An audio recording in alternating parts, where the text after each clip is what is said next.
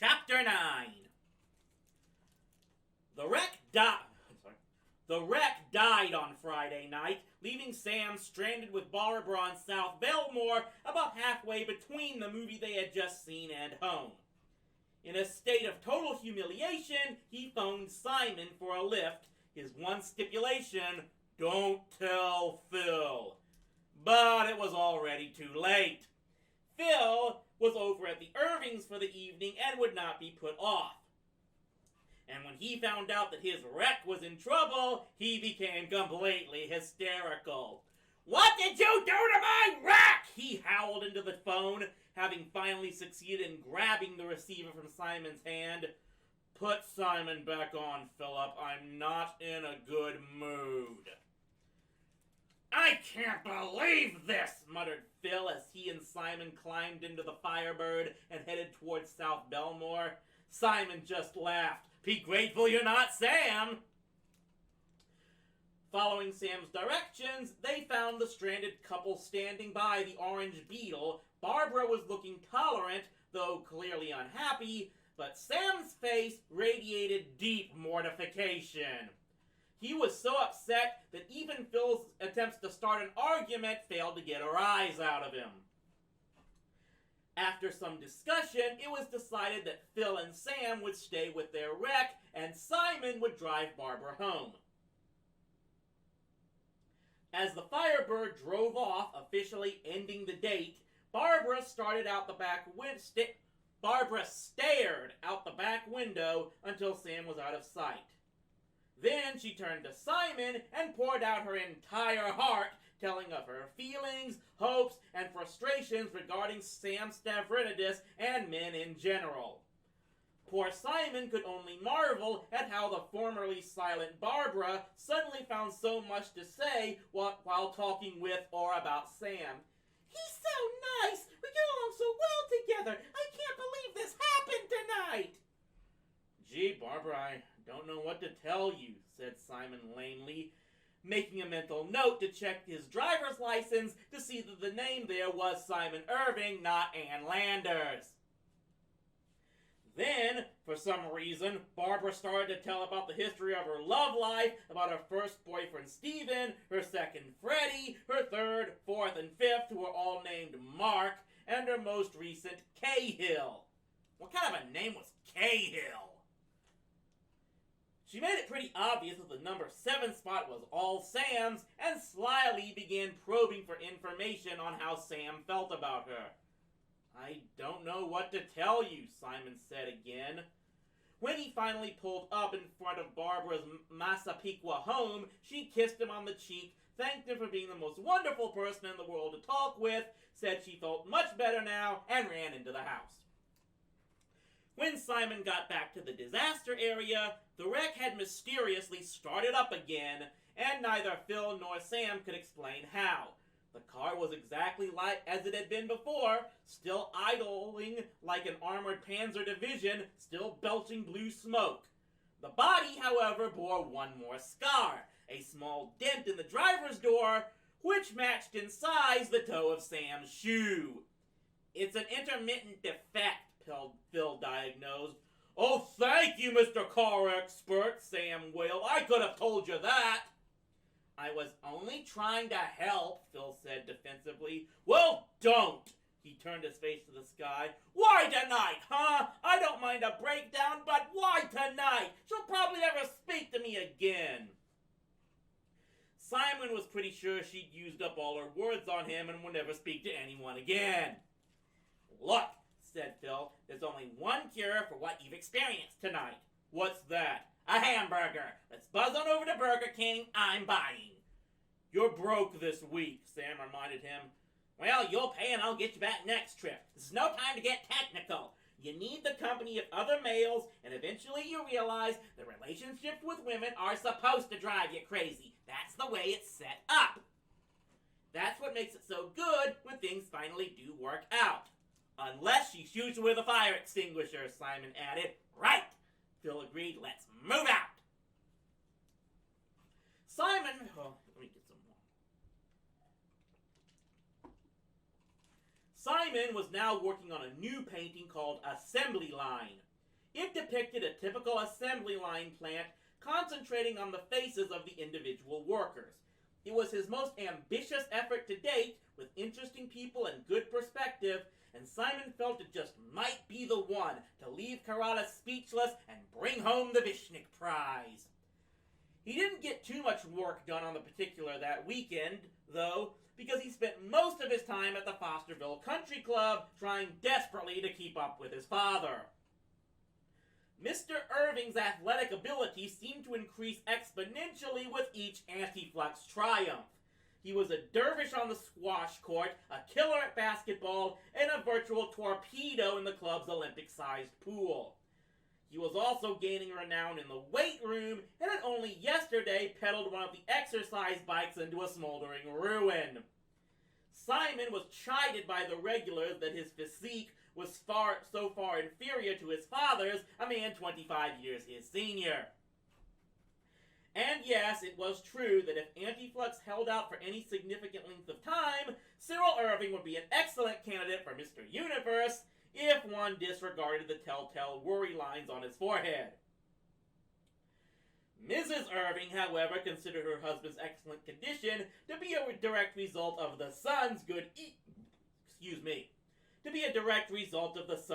eating program. Slyly, she began to ease beans back into the family menu. What she didn't know was that while Interflux and Antiflux agreed on nothing, the two leaders had gotten together on this most vital issue and drawn up what Mr. Irving liked to call the Strategic Bean Limitations Treaty. This stated, simply, that beans would be tolerated as a side dish only, and when the meat started to disappear again, the men of the family would protest. Regardless of what was going on in the form of Antiflux versus Interflux, Simon and his father would continue to trade hand signals across the dinner table and hold strategy sessions in the tool shed. Nathan Krupman gave everybody the weekend off and reportedly went into seclusion to do some special effects work. He had consulted by phone with several members of the painting class, but Simon had not been one of those. No, his mother assured him after repeated questioning, no one had phoned while he was out. At school, though, Simon could walk tall. He was the chief executive and spiritual leader of Antiflux, and it put a certain spring in his gait. Even Phil noticed this confident strut, commenting, "Hey Simon, are your pants too tight or something?" The previous week's weed cutting had rocketed Antiflux to stardom at Nassau Arts, and the program board was famous not only for the fight against Interflux, but also as the source of a good time. The veterans all agreed that the explosion of Miss Glanfield's lawnmower was the most enjoyable spectator event ever since the quarter-ton couple had tried to ride a bicycle built for two. Dave Roper was also helping to keep Antiflux's profile high. Right after the weed cutting, he had gathered together a small crew to maintain and improve the Antiflux fence. Despite harsh budgetary restrictions, they had no money. Dave and his group worked all weekend, managing to build in a gate, replace about 40 substandard fence posts, and paint the raw wood, all using donations from people's garages. While Dave did this entirely as a matter of pride, Simon approved of it for an entirely different reason. He could easily picture his father having the fence officially disallowed by the Greenbush Fence Council, and if there was no fence council, he was sure Interflux would have no trouble convincing Mayor Van Doren to create one. On Monday, Karada's session let out half an hour early, and Simon and Sam dropped by the cafeteria for a snack before our next class. "I thought I'd seen everything," Simon marveled as the two settled themselves beneath the camel, "but this tops it all." "I'm glad to see Karada's over his depression and back to normal again," said Sam. "Normal? He ate a piece of chalk! You call that normal?" "It was only just a little piece," said Sam. "And besides, you'll notice that as soon as he did it, Peter paid attention to what he was talking about. I think he was great this morning." At this point, Phil entered the cafeteria, his face careworn. He joined them under the camel, grabbed half of Sam's french fries, crammed them all into his mouth, and chewed forlornly. "What's wrong?" Simon asked. "Remember when I told you that if you're in trouble, I'm in trouble? Well, it works in reverse, and you guys are both in big trouble in photography. Today I got the feeling that this is the beginning of the end. I'm an authority because it happens to me more than anyone else."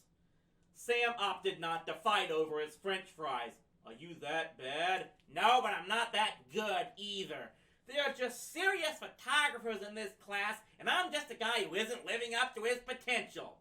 Today, Mr. Floyd said to me, 'Baldwin, I can see you're trying really hard, but honestly, I don't think we're getting anywhere here, and frankly, it's not worth the bite you put in my tripod budget.' I give him 24 hours before he makes it official.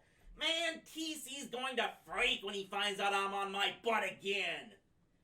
"It's getting kind of late to join up with a new department," said Sam worriedly. "Tell me about it," said Phil, "and it's gonna cost me plenty to have TC dig up a spot for me. My folks will get suspicious about why he's at the house so often." He squared his jaw. "Well, I'm not going to sit back and wait for Floyd to lower the boom." "What are you going to do?" "Quit, as soon as I talk to TC."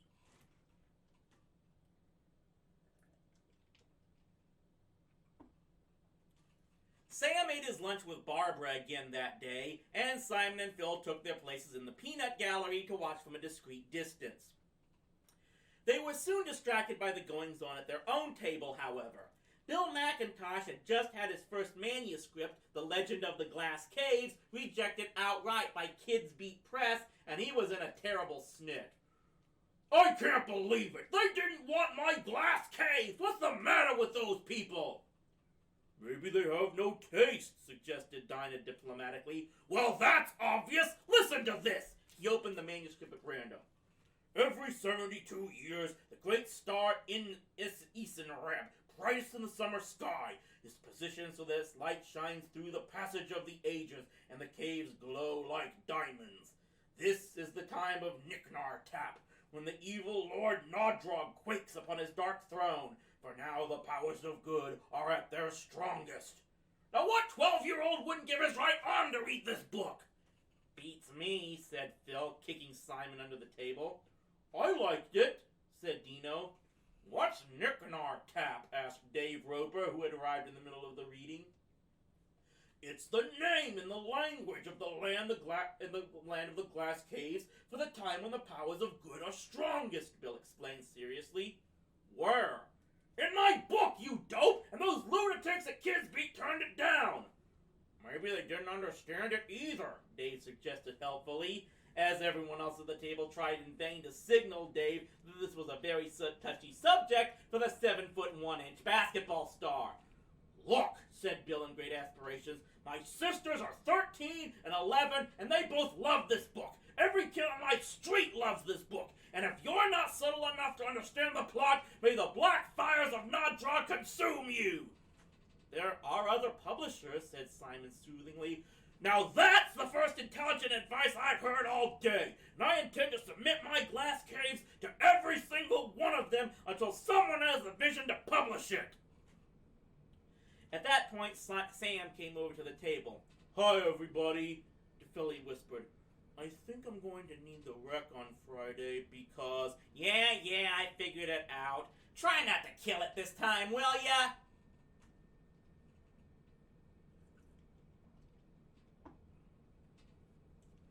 On Monday afternoon, Simon was just about to head out to his car when he spied Wendy bearing down on him like a Yankee Clipper under full sail.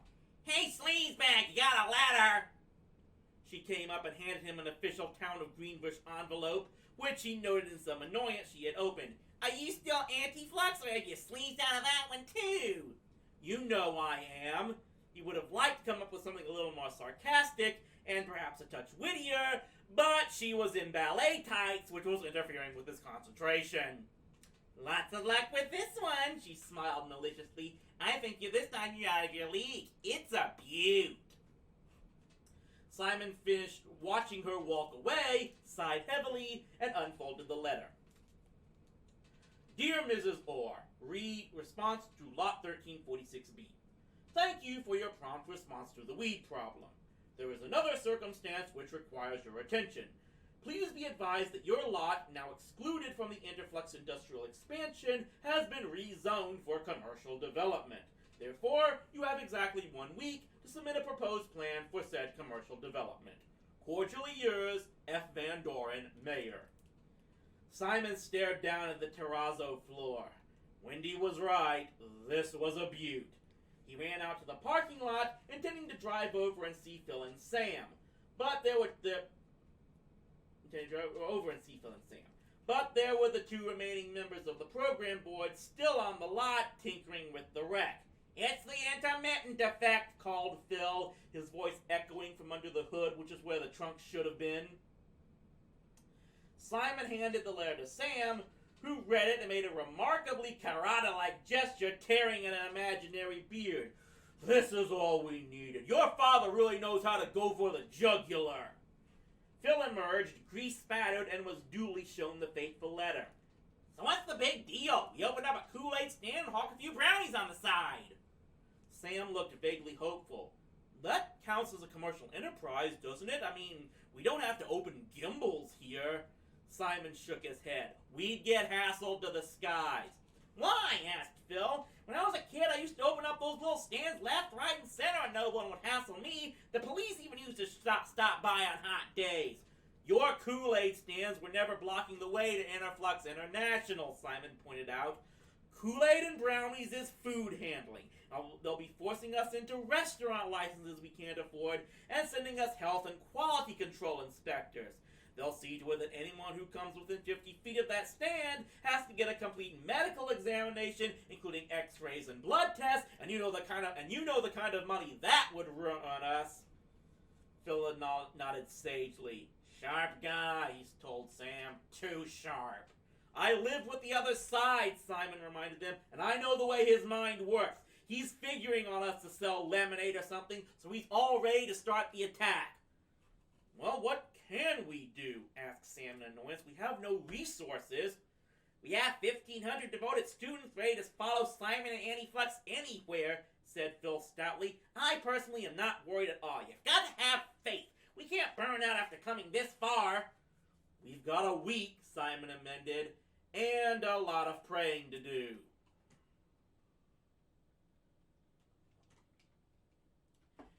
The smile was back on Cyril Irving's face at dinner that night, and though beans were still there in slightly larger portion than the night before, this was the furthest thing from his mind, as announced that no, he didn't feel like going to the club tonight. Well, son, he announced, grinning broadly, how's school? Oh, really great, Dad, Simon replied, matching the arc of his father's grin degree for degree. Anything new lately? Well, the school has been infested by pests. Pests? His mother asked in concern. You know, kind of like termites, Simon explained meaningfully. You know, sometimes they think like they own the world. No, they don't, said Mr. Irving. They just want what's rightfully theirs. Termites don't have rights, Mrs. Irving pointed out, puzzled. My goodness, I hope they're going to get an exterminator. Oh, sure they will, said Simon. This is really no problem. Some termites are stronger than others, beamed Mr. Irving, and a lot of the exterminators around these parts are highly overrated. A program board think tank went out at noon the next day to lot 1346B, hoping for inspiration. This group consisted of the program board itself and Johnny Zoll, honorary board member by virtue of the fact that he was lab partner of the chairman. Sam had asked permission to bring Barbara, but Phil had pointed out, Sotrius, this is a think tank. And nothing further was heard on the subject. Man, this is an uncool deal, pronounced Johnny, looking around the Antiflux acreage. It belongs in Long Island. There's no way we could put a commercial enterprise on this strip, Sam said unhappily. What can you do with a skinny zigzag in the middle of nowhere, 35 feet wide and 1,000,000 miles long? It's not even straight enough to be a bowling alley, said Phil bleakly.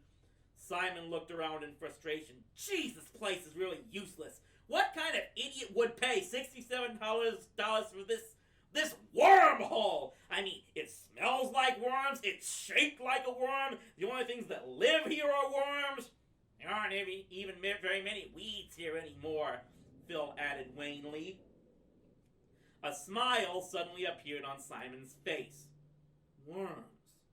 Worms!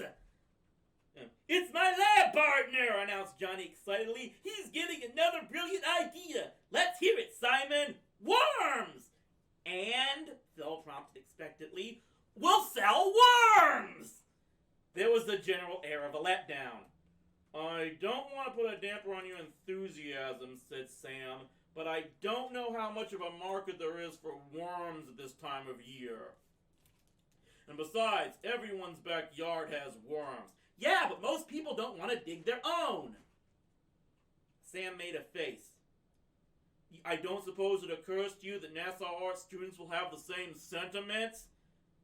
Simon shook his head impatiently. We got them to cut weeds, we can get them to dig worms. Phil nodded vigorously. That makes sense. I'm beginning to like this idea. Don't you see, Simon insisted, it doesn't matter whether or not we have any customers, we just have to open a business. I don't care if we never sell a single worm. We can't go bankrupt because we have virtually no costs. Everything we need, we can get kids to bring in. And the best part of all of it is that there's no way for Interflux to hassle us with fancy inspectors and stuff. A worm is a worm, and the worst they can do is force us to get a license to be a bait shop. And how much can that be? Too much, said Sam, considering our treasury stands at nil. Look, reasoned Phil, no matter what we decide to do, we're going to need some kind of license or permit, and that means we're going to have to raise some bucks. Don't be such a wet blanket, Sotrius. This is so great. And how much could that license be? 50, 75 bucks? If that much, said Simon, well, let's see. We could always pass the hat around school and... Nope, Johnny Zoll shook his head. That's got no dignity. You don't take a big-time outfit like Interflux and turn it into a charity case. He's right, said Phil. We can't hurt our image. We've got to do something with style. He paused thoughtfully. Look at it this way. The program board was appointed by the program director, who was in turn appointed by the student council president, who was duly elected by the students. That makes Interflux a government agency. And what does a government do when it needs money?